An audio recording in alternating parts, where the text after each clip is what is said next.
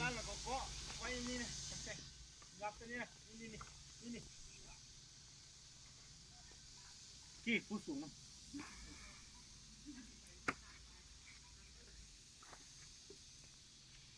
คนได้ถามพอได้พอไปน้ำที่มีบ่อลมเนี่ยถ้าตัวนั้นเราก็ไปมาฆ่าตอนเขาขึ้นมาเขาหันน่ะถ้าตอนหัวมันบุได้ขึ้นหัวมาแล้วดิแม่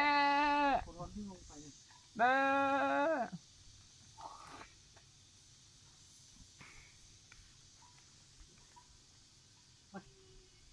เอาตัวนั้นออกมาซะเลยเดี๋ยวนั้นมันคือมาพิษ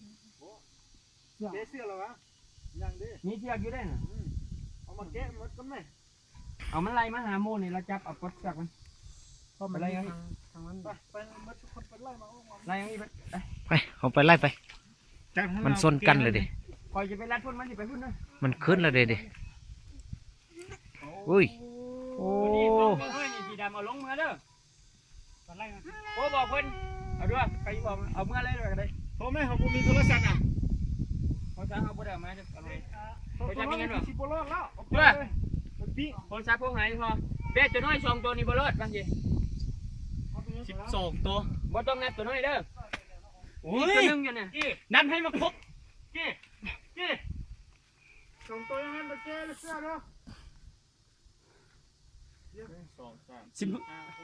12นะ12นะ12 13เด็กกว่านั้นได้ยุ่งนะย่าจะไม่เองนะย่าถูกว่า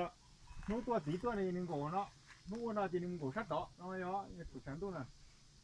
sắt đỏ 1 giống sắt đỏ จนต้องตัวplus โหย่า